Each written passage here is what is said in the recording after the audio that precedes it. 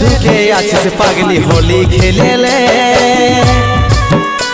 চলো সঙ্গে মিলে খেলবো হোলি তুহ রঙ লাগাইলে। তুই কেনে করিস রে পাগলা এত ঘর দেব,